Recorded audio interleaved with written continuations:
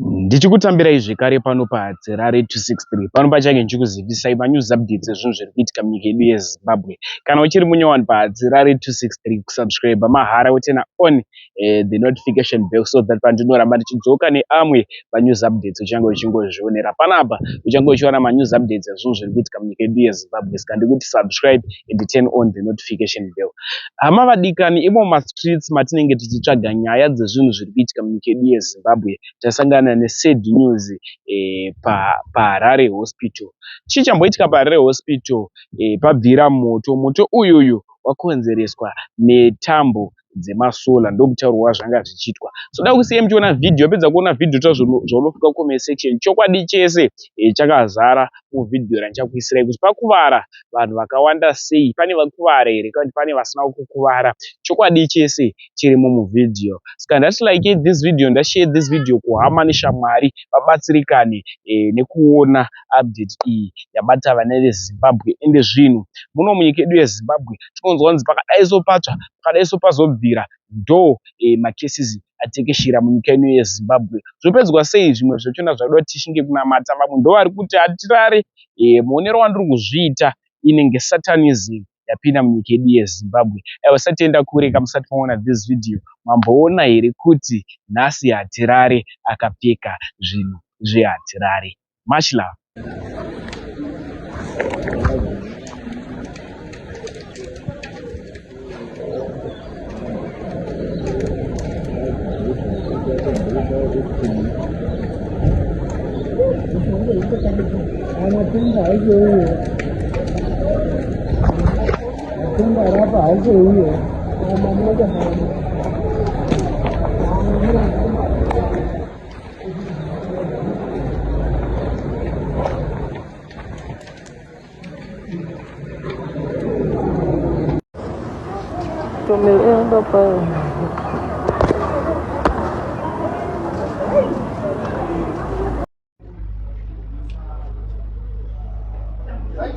Sendo kuda kuda utanga smoke.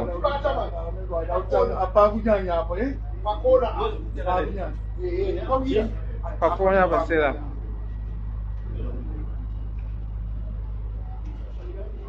Lemon ni bana.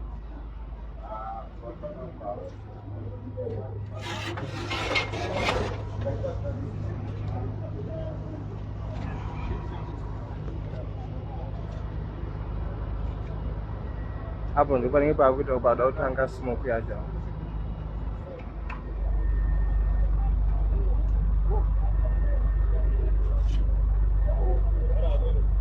Saka ukuise ingaini masolar panel desaya.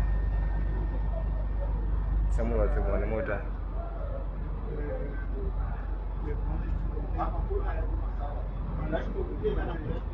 Saka kumberi ko vakutoenda kunodzima kudzima mbichana but zvirobuda zvazoda vari kufunda moto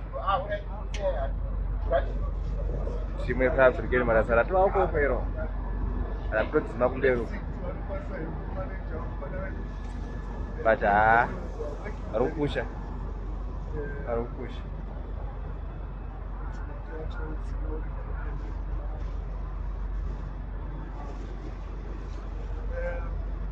Okay, like I said, this beauty chakwacho chengeterwa zvinhu zvinenge zvisashande kana zviri zvimabhedzi zvabharuka kana zviri zvimetress kana chii ndokwa zvinochengeterwa ndorumu yatsva.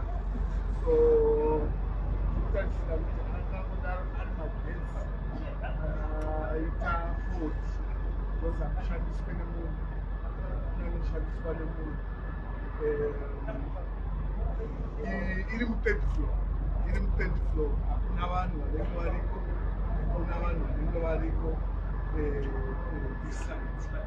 So yeah, because of the fire is not yet established, so we are hoping that fire brigade, they are doing very well.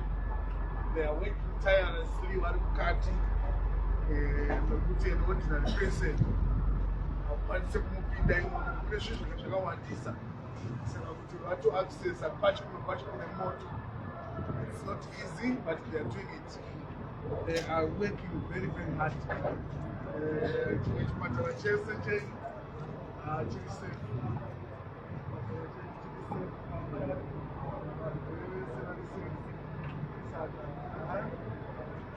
Satya.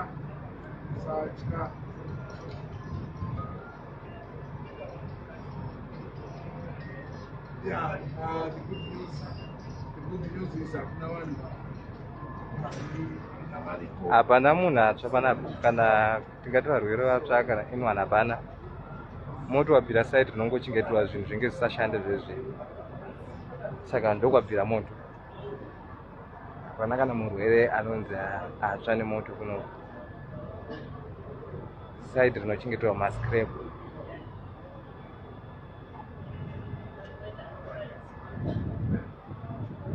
But vari kuukunda moto wako mani. Fabricate iripo direct on time.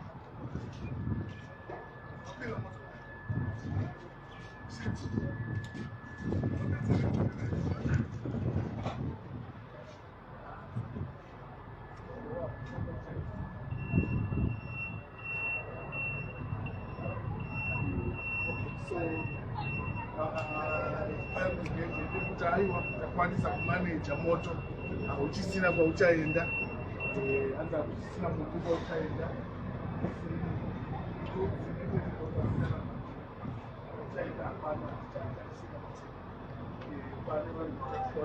pane zvinhu zvichatsva futi. Toda kutenda timu redu refire brigade vanosota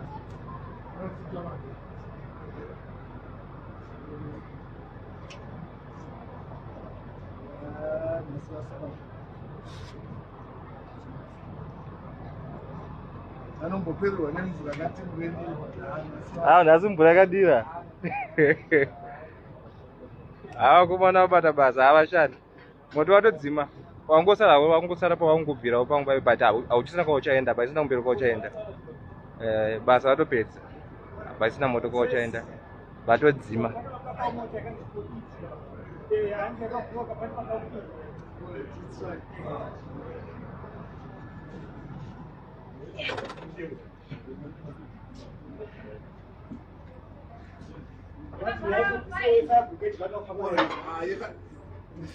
Makizi arimo imomo. Hapana driver ariko kweli. Alright, it's okay.